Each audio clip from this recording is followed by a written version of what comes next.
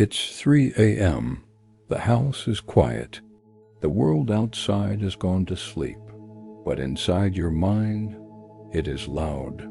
It is a storm that refuses to break. Maybe you're replaying a conversation from 3 years ago, dissecting every word, searching for a mistake you might have made. Maybe you're projecting yourself into a future that hasn't happened yet, painting vivid pictures of catastrophe, of failure, of loss. You are exhausted, physically heavy, yet your mind is racing on a treadmill that has no off switch. If this feels familiar, I want you to know something before we go any further. You are not broken. You are not doing life wrong. And you are certainly not alone in this heavy feeling. Welcome to the Healing Therapy. I'm so glad you found your way here today. In this video, we aren't just going to list tips and tricks. We are going to go on a gentle journey together. We are going to walk out of that storm in your mind and find a place of stillness. We're going to unravel the knots, one by one, not by pulling tight, but by softening our grip. Take a deep breath with me. Inhale, holding that air for just a moment, and exhale. Let your shoulders drop. Let your jaw unclench. Today, we're talking about how to calm your mind when the overthinking simply won't stop. To calm the mind, we must first understand why it is screaming. It's easy to get angry at yourself when you overthink. You might think, why can't I just stop? Why am I like this? But I want to offer you a different perspective, one rooted in compassion. Your overthinking is not your enemy. It is actually a protector, just an exhausted, misguided one. Imagine for a moment a sentry standing guard at the gates of a castle. This sentry's only job is to keep the castle safe. But this sentry hasn't slept in years. It is jumpy, terrified, and sees a threat in every shadow. A falling leaf looks like an arrow. A gust of wind sounds like an invading army. This is your anxious mind. Biologically, our brains are wired for survival, not for happiness. When we overthink, our brain is usually trying to solve a problem that doesn't exist yet. It is trying to predict the future to keep you safe from pain, embarrassment, or danger. It thinks that if it analyzes the situation from every single possible angle, it can control the outcome. This is the great lie of anxiety, the belief that worrying is the same thing as problem solving. Think about the last thing you worried about for hours. Did the worrying change the outcome? Or did it just steal your peace in the present moment? Overthinking is the art of creating problems that aren't there, to solve them before they happen. It gives us a false sense of control. We feel that if we let go of the worry, we are letting go of the wheel, and the car will crash. So we grip the wheel tighter until our knuckles turn white. But here is the truth we need to sit with right now. You cannot think your way out of a feeling. When the mind is looping, it is churning up emotional energy. Trying to use more thinking to stop overthinking is like trying to put out a fire by pouring gasoline on it. You cannot analyze your way to peace. You have to feel your way there. I want you to pause for a second. Close your eyes if it feels safe to do so. Notice where your thoughts are right now. Are they in the past? Digging up old graves? Or are they in the future, trying to predict the weather of a day that hasn't dawned yet? If you are overthinking, you are essentially time traveling. You are anywhere but here. The first step to healing this is not to silence the mind by force. We don't shout at the sentry to shut up. That only makes him more panicked. Instead, we acknowledge him. We say, I see you. I know you're trying to protect me, but I am safe right now. This is the shift from resistance to observation. When we resist our thoughts, when we hate them, fight them, or fear them, we give them power. We feed the loop. But when we observe them, when we stand back and watch them pass like clouds in the sky, we create a tiny bit of space. And in that space, healing can begin. I want you to try a small affirmation with me before we move to the next part of our journey. You can say it out loud or just whisper it in your heart. I release the need to know everything. I release the need to control tomorrow. I am enough just as I am right now. Feel the weight of that truth. You don't need to figure it all out today. You just need to be here. As we move into the next segment, we are going to look at how to physically interrupt this cycle. Because often, the mind won't stop until the body feels safe. If you are still watching, it means you've acknowledged that the noise is there. You've accepted that your mind is trying to protect you, even if it's doing a messy job of it. Now we need to take the next step. We need to move from the head down into the body. Have you ever noticed where your body goes when your mind starts racing? Take a moment right now to scan yourself. Is your jaw tight? Are your shoulders creeping up toward your ears? Is your stomach in knots? Are you holding your breath without even realizing it? This is what I call the anxiety loop. It is a conversation happening between your brain and your body. Your brain says, "Oh no, something is wrong, we need to worry." Your body hears that and responds by pumping adrenaline, tightening your muscles, and speeding up your heart to prepare for a fight. Your brain then notices your racing heart and thinks, "Wow, my heart is beating fast, the danger must be real." And so it thinks even faster. Round and round it goes. The thoughts feed the physical tension, and the physical tension validates the scary thoughts. To stop the overthinking, we have to break this loop. And the secret is this.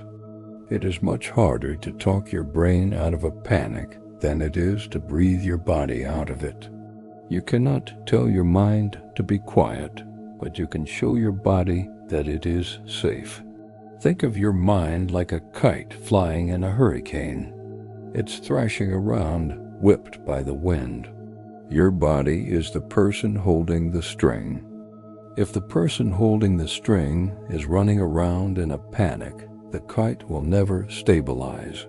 But if the person holding the string stands still, plants their feet in the earth and holds on tight, the kite eventually has to settle. We need to make you the anchor. I want to try something with you right now. It is a very simple way to tell your nervous system that there is no tiger chasing you. There is no emergency. There is only this moment. Wherever you are sitting or lying down, I want you to press your feet firmly into the floor or the bed. Feel the solid surface beneath you. It is holding you up. You don't have to hold yourself up. Now, let's change the rhythm of your breath. When we overthink, we take short, shallow breaths into our chest. We are going to breathe deep into the belly. Inhale with me slowly through your nose for a count of 4. 1, 2, 3, 4. Hold that breath at the top for just a moment. Feel the fullness. Now, exhale through your mouth like you are blowing out a candle, slowly for a count of 6. 1 dot dot 2 dot dot 3 dot dot 4 dot dot dot 4 dot dot dot dot dot. Let the belly expand. Dot dot dot 2 dot dot dot 3 dot dot dot 4 dot dot dot dot dot dot. I expand. and let the belly expand. But I, feeling the air enter your lungs. Hold it and exhale long and slow, letting your shoulders drop as the air leaves your body. Do you feel that subtle shift? That tiny drop in pressure? That is your parasympathetic nervous system waking up. That is your body sending a signal back up to your brain saying, "It's okay, we are safe." You can stop scanning for danger now. When the overthinking feels like a runaway train, don't try to jump in front of the train to stop it. You will just get hurt. Instead, step off the tracks. Come back to your senses. Look around the room you are in.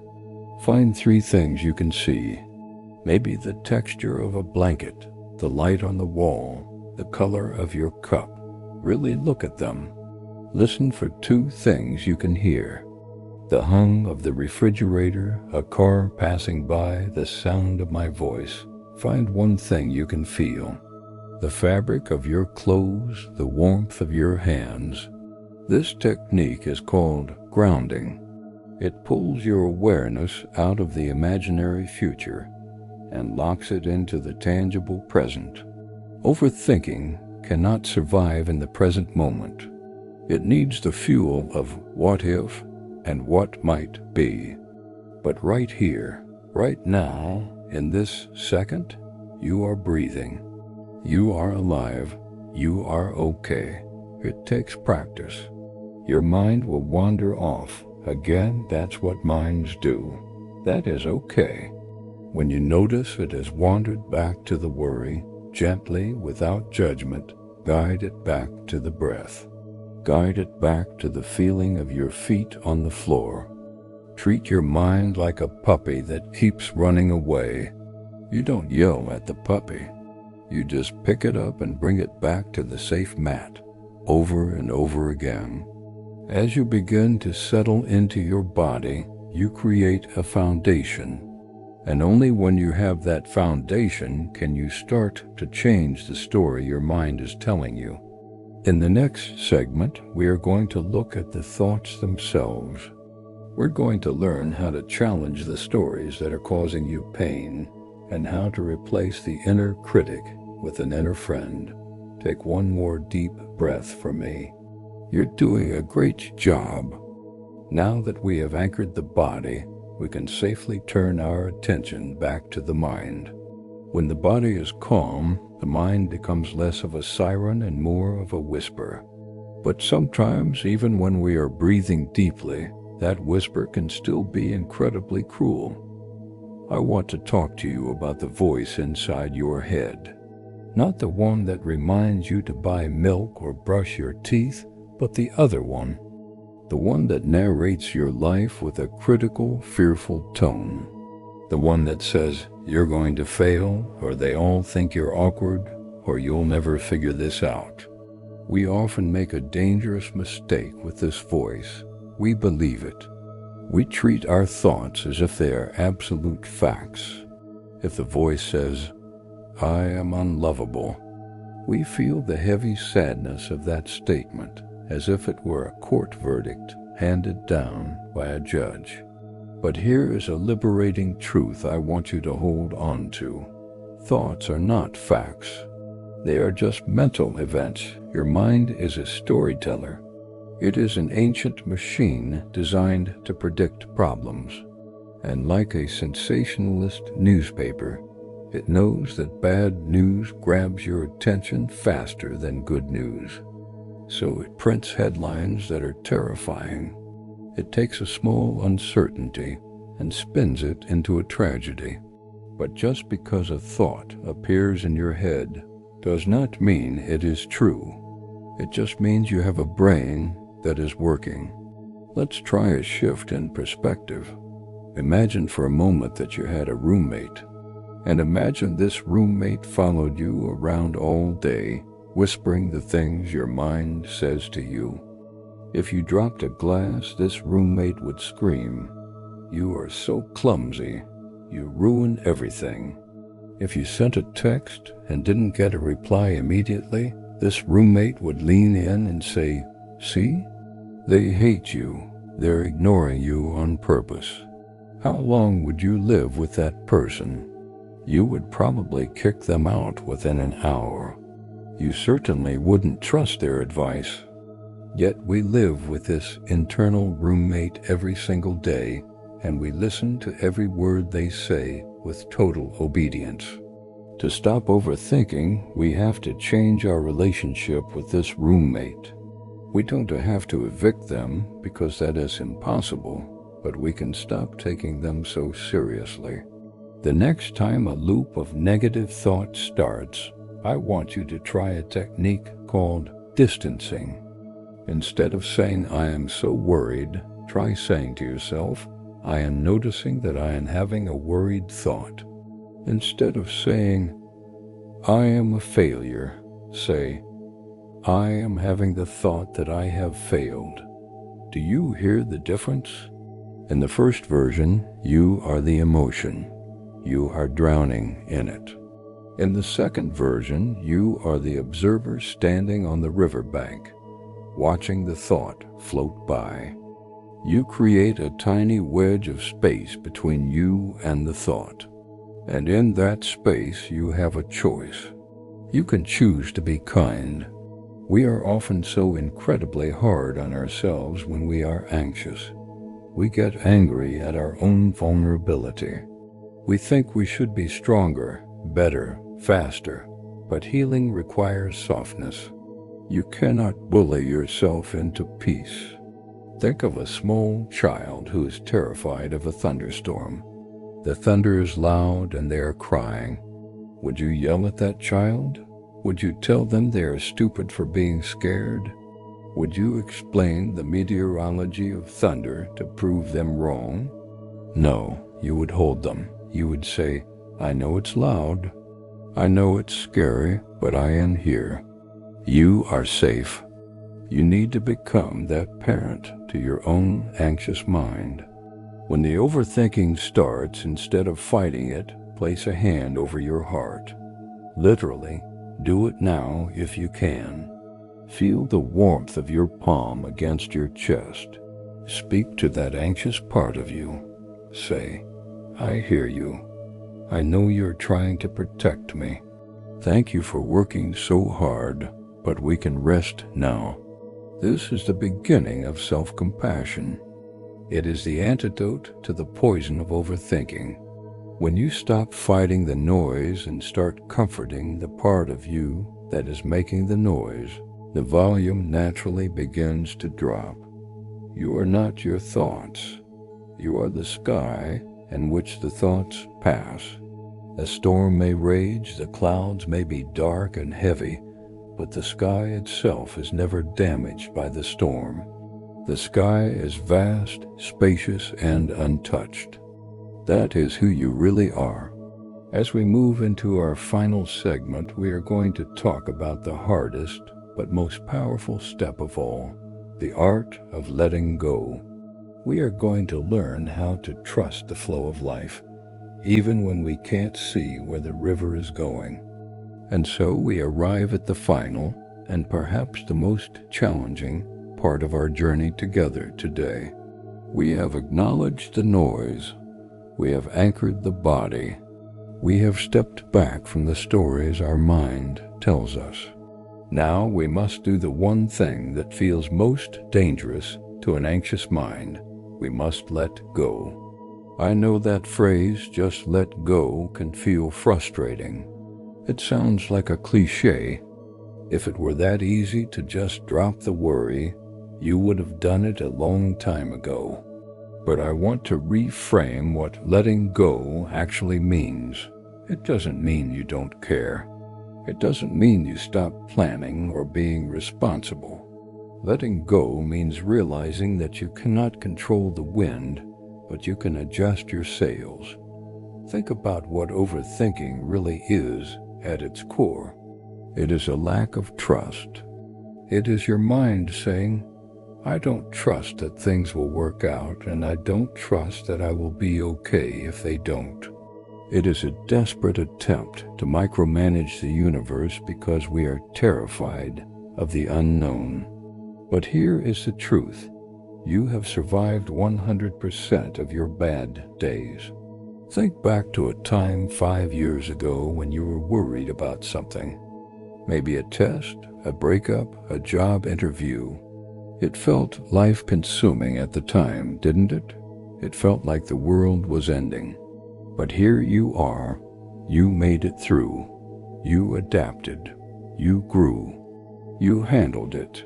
The version of you that exists right now is stronger than the version of you that existed then. And the version of you that will meet tomorrow's problems will be capable of handling them, too. You don't need to solve tomorrow's problems with today's energy. That is why you are exhausted. You are trying to carry the weight of the entire week on a Tuesday. I want you to visualize your life as a river. When we overthink, we are like a swimmer trying to swim upstream, fighting the current, thrashing against the water, terrified of where the river is taking us. We are exhausted, gasping for air, panicking because we aren't moving forward.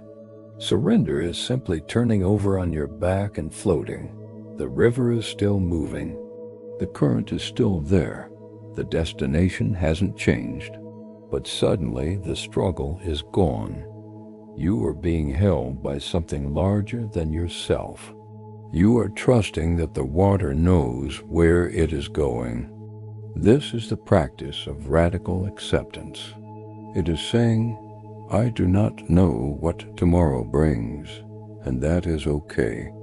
I will meet it when it arrives. But for right now, in this moment, I am safe. Let's try one final exercise together to seal this practice. I want you to imagine you are holding a heavy stone in your hand. Squeeze it tight. Feel the tension in your fingers, your forearm, all the way up to your shoulder. This is your worry. This is your need to control. Now, slowly dot open your hand. Don't throw the stone. Just open your palm. Let the stone sit there, but stop gripping it. Let the air touch your palm. Notice the relief in your muscles. The stone is still there. The problem might still exist, but you are no longer suffering from the grip. You are no longer hurting yourself trying to hold on. That is what we are aiming for. Not a life without problems, but a life without the crushing weight of resistance. As we come to the end of this video, I want to thank you, truly. Thank you for showing up for yourself today. Thank you for being brave enough to sit with your mind and try to heal. Healing is not a straight line. It is a spiral. Some days will be quiet, and some days the storm will return. That is not failure. That is being human. Be patient with yourself. You are unlearning a lifetime of habits. If you found a moment of peace here today, I invite you to return to this video whenever the noise gets too loud. Think of this space as a sanctuary you can visit any time. If you feel comfortable, I would love for you to leave a little mark of your journey in the comments below. You can simply write, I am enough, or I am releasing the need to control. Let it be a declaration to yourself and a signal to others that they are not alone. Take one last, deep, nourishing breath.